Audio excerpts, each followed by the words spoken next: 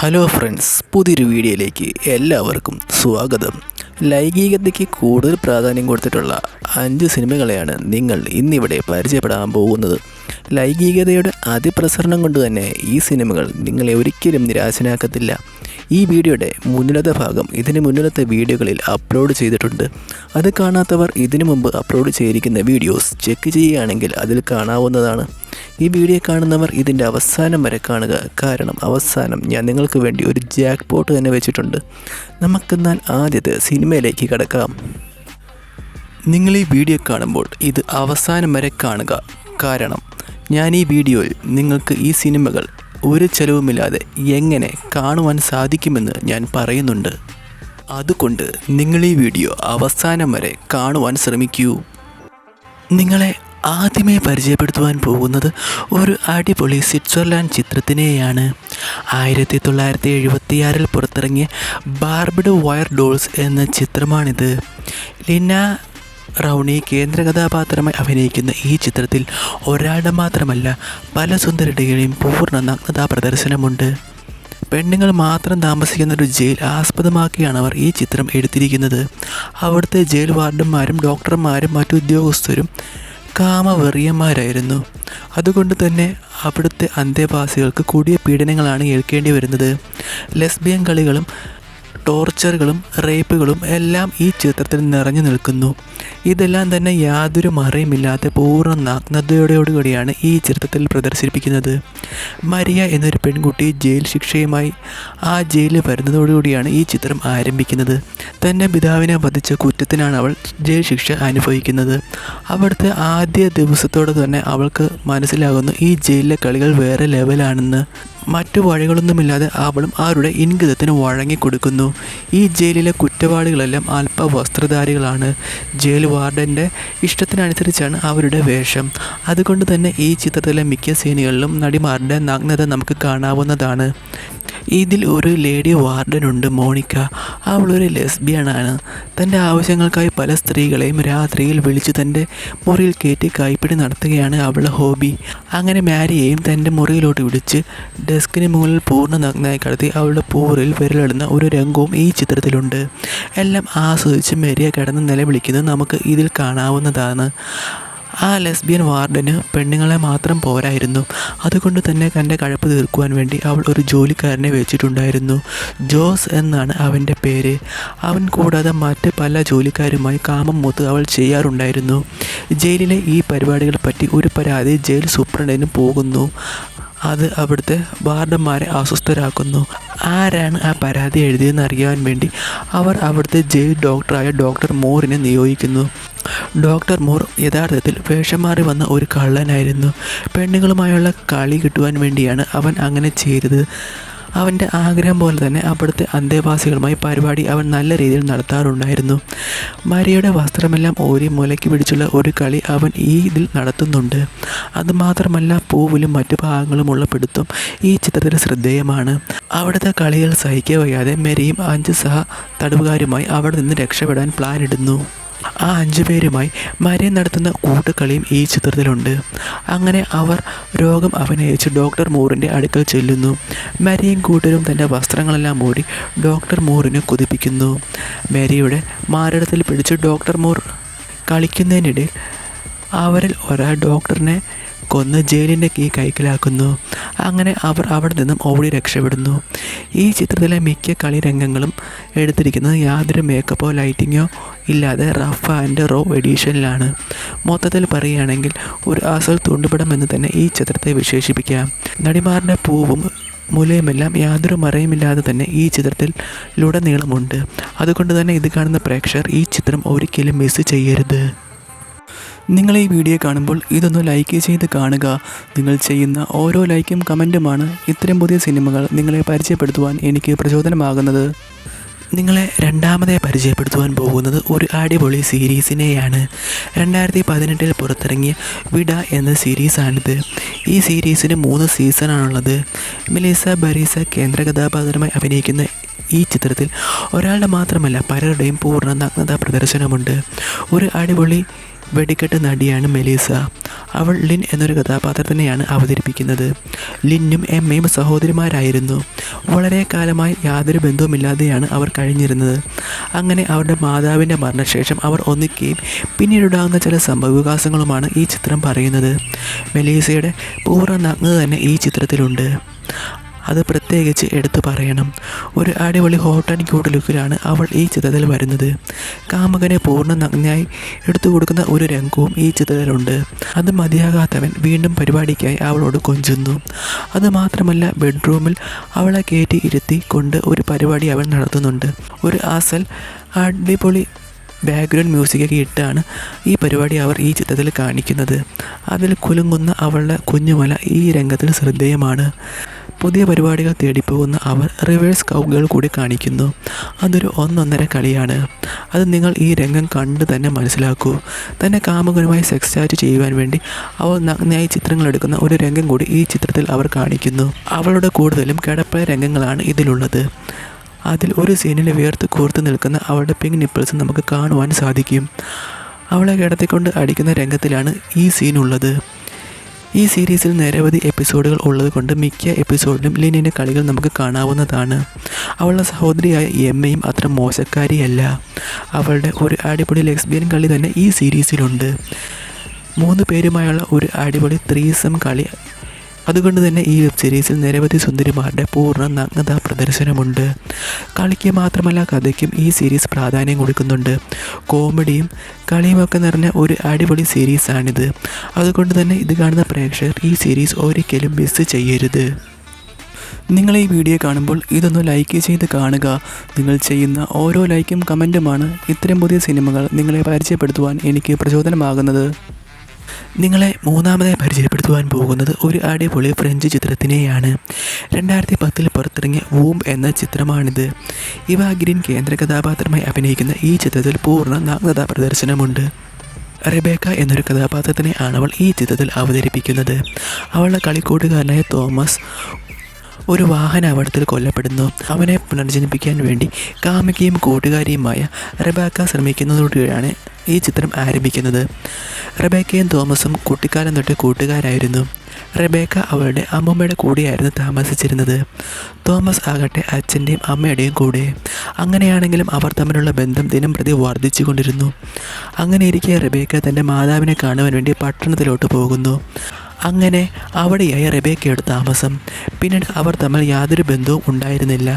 അങ്ങനെ നീണ്ട 15 വർഷത്തിന് ശേഷം റെബേക്ക തൻ്റെ കളിക്കൂട്ടുകാരനെ തപ്പി നാട്ടിൽ എത്തുന്നു. ആ സമയം തോമസിന് ഒരു കാമുകി ഉണ്ടായിരുന്നു. ജൂഡിത്ത് എന്നായിരുന്നു അവളുടെ പേര്.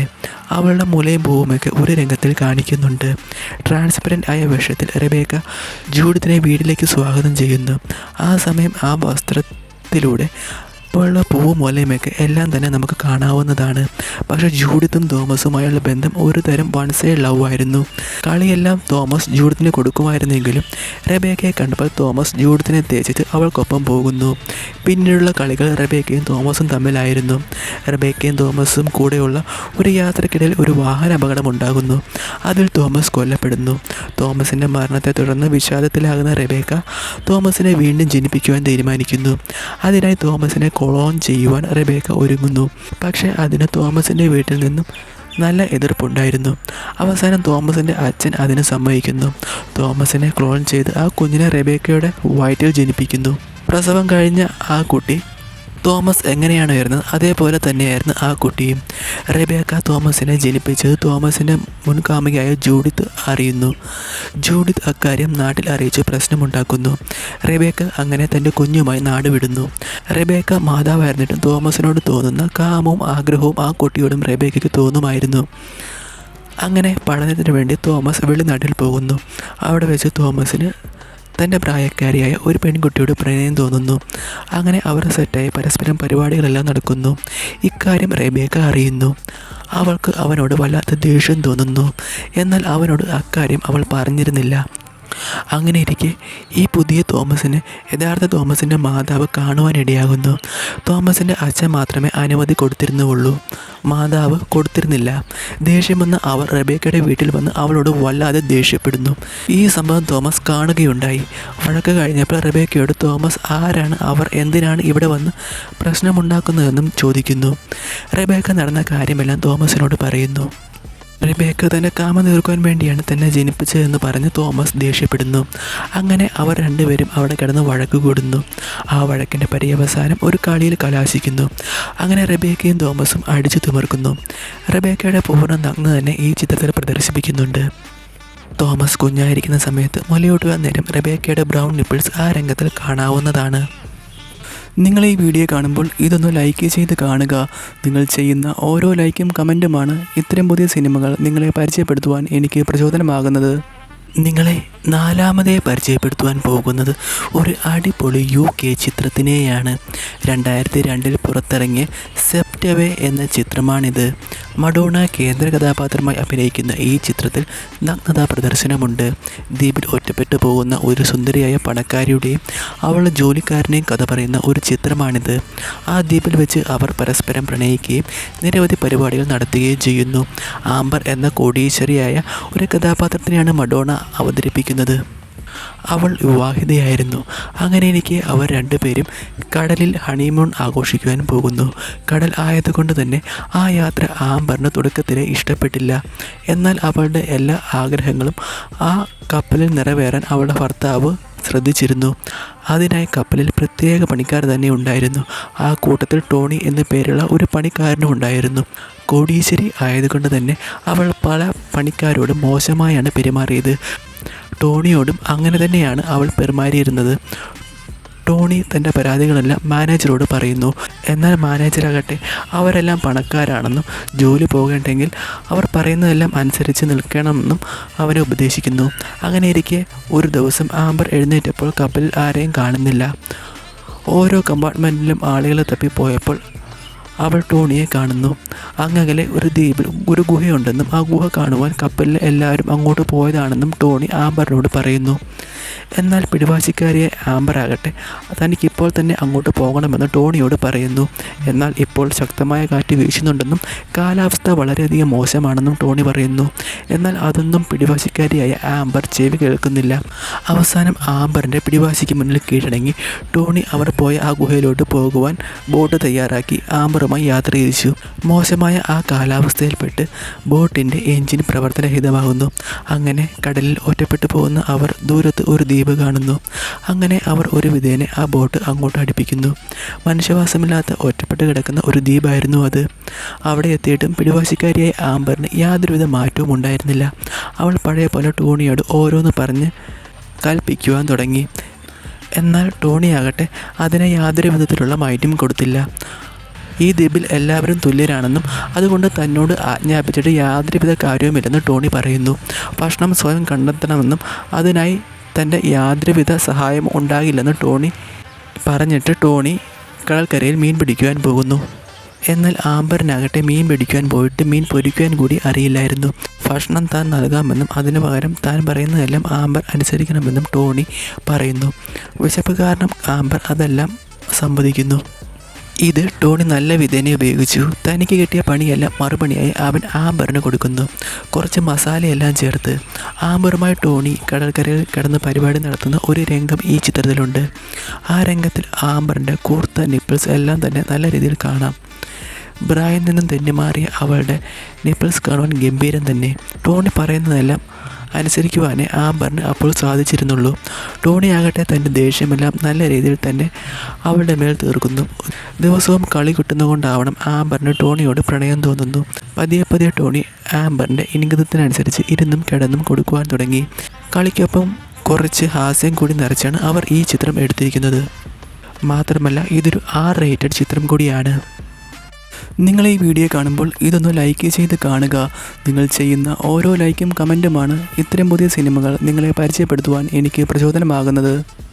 നിങ്ങളെ അഞ്ചാമതായി പരിചയപ്പെടുത്തുവാൻ പോകുന്നത് ഒരു അടിപൊളി സ്പാനിഷ് ലെസ്ബിയൻ ചിത്രത്തിനെയാണ്. 2010 പുറത്തിറങ്ങിയ റൂമിൻ റോം എന്ന ചിത്രമാണിത്. ലെസ്ബിയൻ കളിക്ക് വളരെയധികം പേരുകേട്ട ഒരു ചിത്രം കൂടിയാണിത്. ബാത്റൂമിലുള്ള കളിയാണ് മെയിൻ ഹൈലൈറ്റ്. നതാഷ യക്കാസോവ കേന്ദ്ര കഥാപാത്രമായി അഭിനയിക്കുന്ന ഈ ചിത്രത്തിൽ രണ്ടുപേരുടെയും പൂർണ്ണ നഗ്നതാ പ്രദർശനമുണ്ട്. നതാഷയ്ക്ക് വിവാഹം ഉറപ്പിച്ചിരുന്നു. അതുകൊണ്ട് തന്നെ തൻ്റെ ബാച്ചലർ ലൈഫ് അടിച്ചുപൊളിക്കാൻ വേണ്ടിയാണ് അവൾ റോമിലോട്ട് വരുന്നത്. റോമിൽ താമസിക്കാനുള്ള മുറി കിട്ടുവാൻ വളരെയധികം പാടായിരുന്നു. ഉള്ള മുറിയെല്ലാം വളരെ വിലക്കയറ്റിയാണ് അവർ ചോദിച്ചിരുന്നത്. അതുകൊണ്ട് തൻ്റെ മുറി ഷെയർ ചെയ്യാൻ വേണ്ടി അവൾ ആൽബ എന്നു പേരുള്ള ഒരു പെൺകുട്ടിയെ കണ്ടെത്തുന്നു. ആൽബയെ നതാഷയെ പോലെ തന്നെ തൻ്റെ ഹോളിഡേ അടിച്ചുപൊളിക്കാൻ വേണ്ടിയാണ് വരുന്നത്. അങ്ങനെ അന്ന് രാത്രി അവർ രണ്ടുപേരും ഒരേ മുറിയിൽ കഴിയുന്നു. കാണുവാൻ ഒരു കിണ്ണംകാച്ചി ഐറ്റം തന്നെയാണ് നതാഷ. ആൽബയും അത്ര മോശമൊന്നുമല്ല. അങ്ങനെ അവർ ഓരോ കാര്യങ്ങൾ പറഞ്ഞ് കമ്പനിയാവുന്നു. ആ സംസാരം പതിയെ കളിയിലേട്ട് പോകുന്നു. അങ്ങനെ അവർ അവരുടെ വസ്ത്രമെല്ലാം ഊരി പോകുന്ന നഗ്നരായി പരിപാടി നടത്തുവാൻ തുടങ്ങുന്നു. ഇതെല്ലാം ഈ ചിത്രത്തിൽ യാതൊരു മറയുമില്ലാതെ തന്നെ കാണിക്കുന്നുണ്ട്. നതാഷയ്ക്ക് അപ്പോൾ ഇതുമാത്രം പോരാ, പൂറിൽ എന്തെങ്കിലുമൊക്കെ കയറ്റി ഇറക്കണമെന്ന് പറയുമ്പോൾ ആൽബ തൻ്റെ കയ്യിൽ ഉണ്ടായിരുന്ന ഒരു കുപ്പി അവരുടെ പൂറിൽ കയറ്റിയിറക്കുന്നു. പൂർണ്ണ നഗ്നനായി അവരുടെ അടിപൊളി ബെഡ്റൂം ലെസ്ബിയൻ കളിയുമെല്ലാം ഈ രംഗത്തിൽ നല്ലപോലെ തന്നെ കാണിക്കുന്നുണ്ട്. അത് കഴിഞ്ഞ് ഒരു അടിപൊളി ബാത്ത് ടബിൽ കിടന്നുള്ള ഒരു രംഗമാണുള്ളത്. അവർ രണ്ടുപേരുടെയും കുളിച്ചുകൊണ്ട് പരിപാടി നടത്തുന്നു. പൂർണ്ണ നഗ്നരായ രണ്ട് ഡോൾഫിൻ കുഞ്ഞുങ്ങളെ പോലെ അവർ രണ്ടുപേരും മലക്കം മറയുന്നത് ഈ രംഗത്തിലൂടെ നമുക്ക് കാണുവാൻ സാധിക്കും. ബെഡ്റൂമിൽ കിടന്ന് നതാഷയുടെ പൂവിൽ വരെയിട്ട് ആൽബ സൂചിപ്പിക്കുന്ന ഒരു രംഗം കൂടി ഈ ചിത്രത്തിലുണ്ട്. അതിൽ നതാഷ രസുഖം പൂണ്ട് ആർത്ത് നിലവിളിക്കുന്നത് നമുക്ക് ഇതിൽ കാണാവുന്നതാണ്. ഇവർ രണ്ടുപേരും കൂടിയുള്ള കളികൾ നല്ല അടിപൊളി ബാക്ക്ഗ്രൗണ്ട് മ്യൂസിക്കൊക്കെ ഇട്ടാണ് ചിത്രത്തിൽ കാണിച്ചിരിക്കുന്നത്. ഷവറിൽ പൂർണ്ണ നഗ്നരായി പരസ്പരം വിരലിടുന്ന ഒരു രംഗവും ഈ ചിത്രത്തിലുണ്ട്. അത്തരം നിരവധി രംഗങ്ങൾ നമുക്ക് ഈ ചിത്രത്തിൽ കാണാവുന്നതാണ്.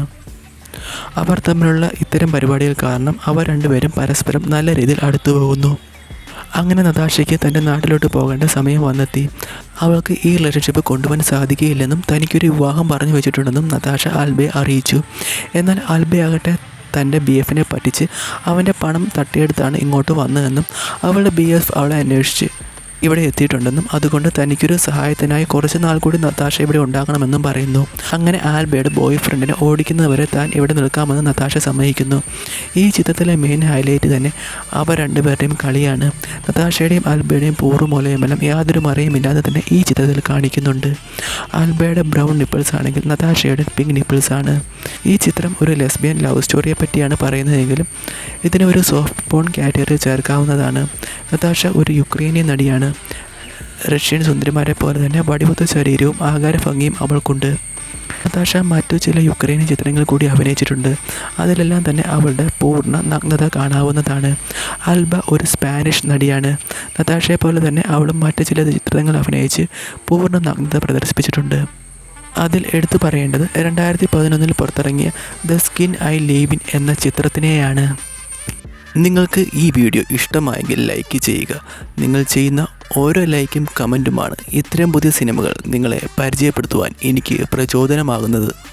ഇനി ആർക്കെങ്കിലും ഈ സിനിമകൾ കാണുവാൻ ആഗ്രഹമുണ്ടെങ്കിൽ വെറുതെ തപ്പി നടന്ന സമയം കളയണ്ട. ഞങ്ങളുടെ ഇൻസ്റ്റാഗ്രാം പേജ് ചെക്ക് ചെയ്യൂ. ലിങ്ക് താഴെ ഡിസ്ക്രിപ്ഷനിലും കമൻറ്റ് ബോക്സിലും കൊടുത്തിട്ടുണ്ട്. അപ്പോൾ പുതിയ വീഡിയോ ആയിട്ട് വരും വരെ ബൈ ബൈ.